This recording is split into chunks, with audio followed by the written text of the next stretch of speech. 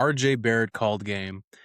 I don't think there's anything else on this planet that can give you the emotional roller coaster of an NBA basketball game where your team is down 3-2 and you have a great 3 quarters. You have Scotty Barnes going 25, 7, and 14, and you just have a 4th quarter where, like last game, is just a complete collapse, not because of anything that is fundamentally different. It just feels like everybody is just really tired out there, and the game just grinds to a halt.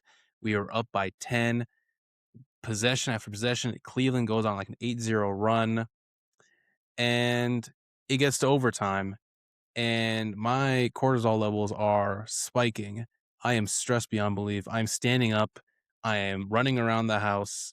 I am pacing back and forth. I am not looking at free throws. I can't handle it.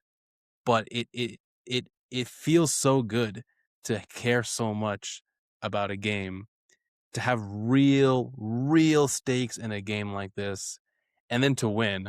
I mean, obviously to win, and to win in such an insane fashion. RJ hit that 3.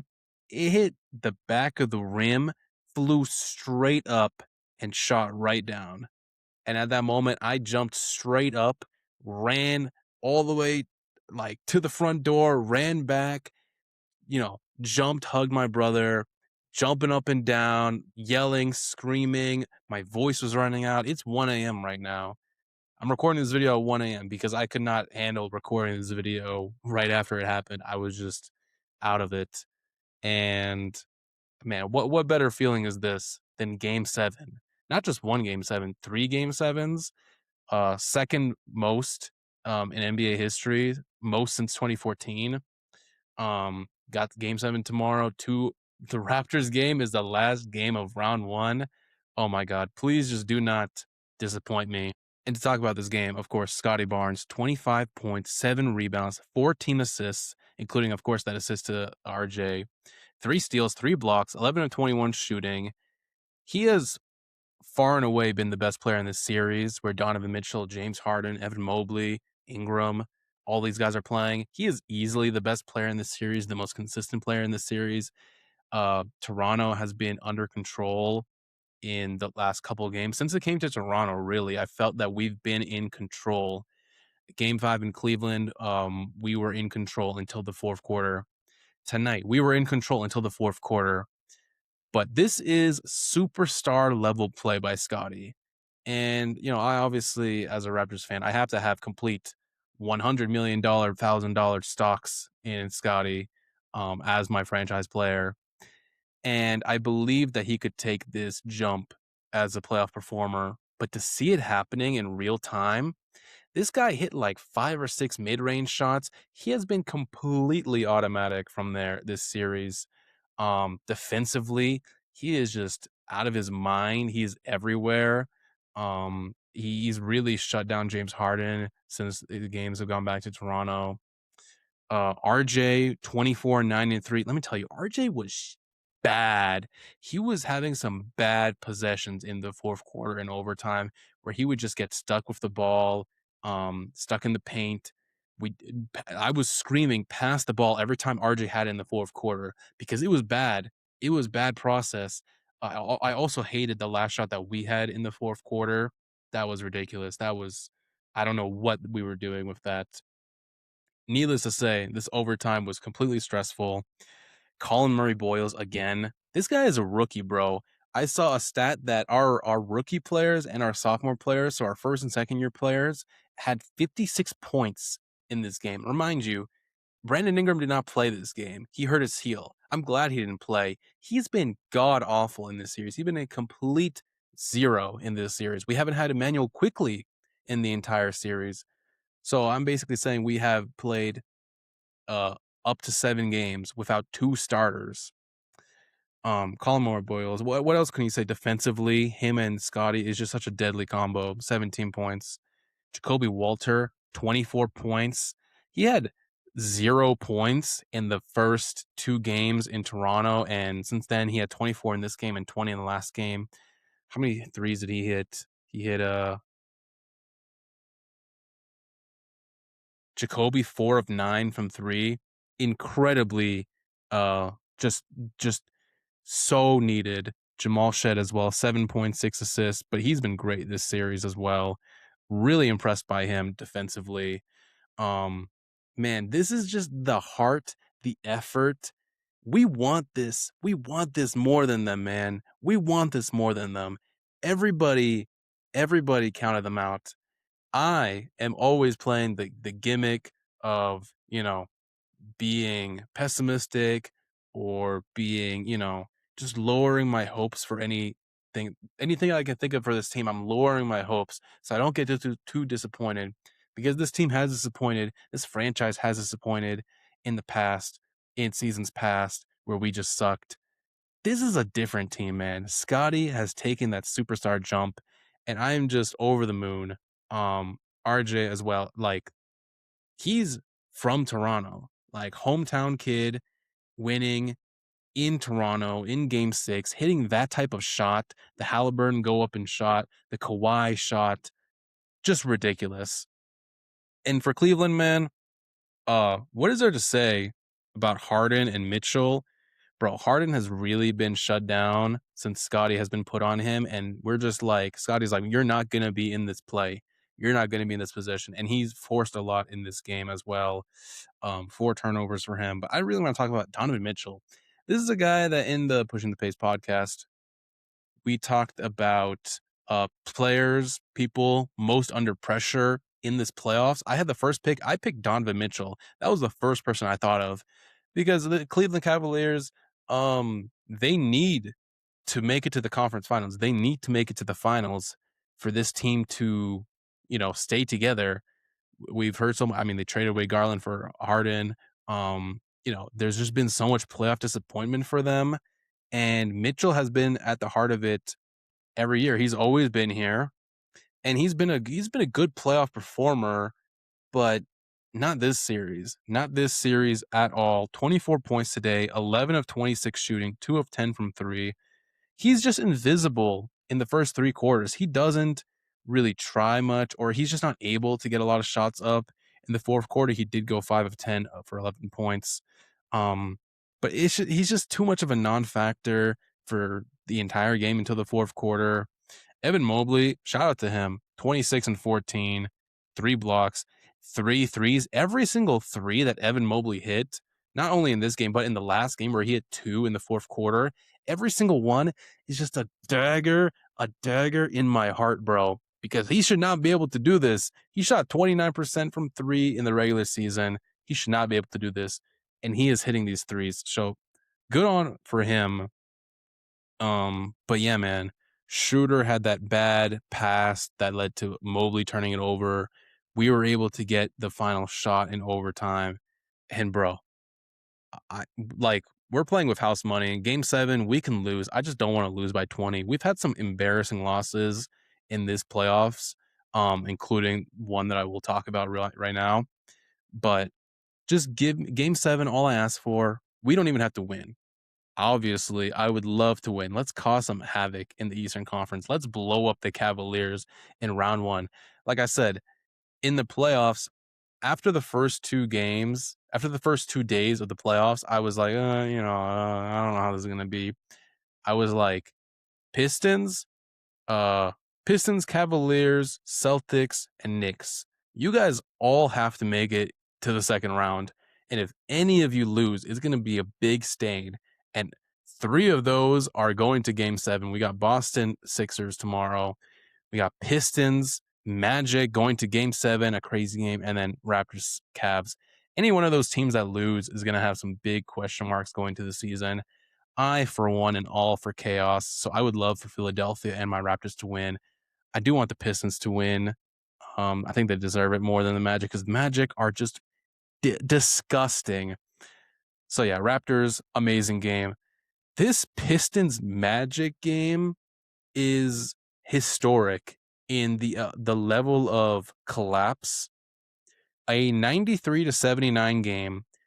The Magic had a 24-point lead with 1 minute into the second half, sorry. A 24-point lead in the second half.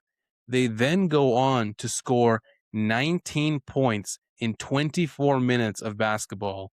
19 points. They missed 23 shots in a row.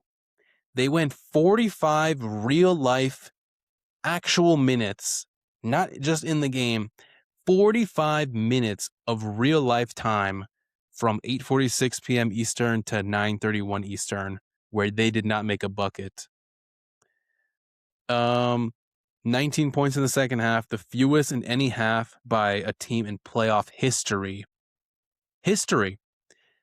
Cade Cunningham scored 19 points by himself in the fourth quarter.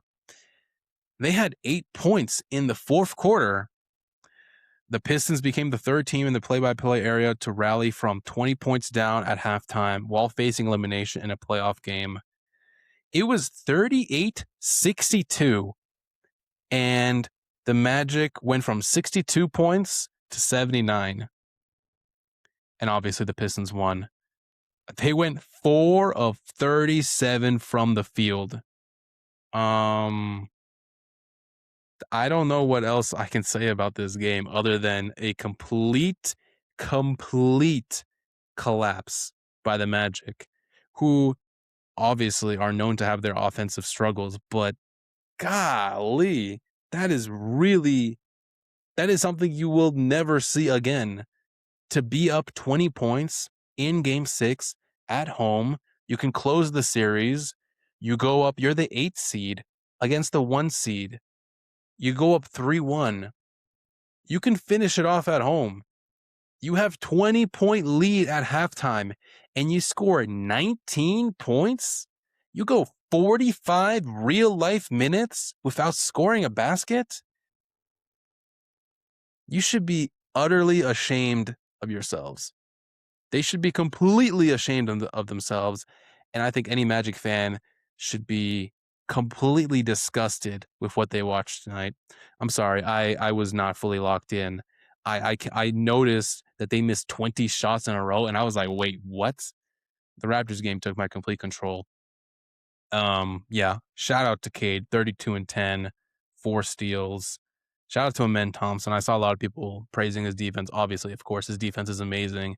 I need to go watch that second half. How the hell do you go 45 minutes of real life?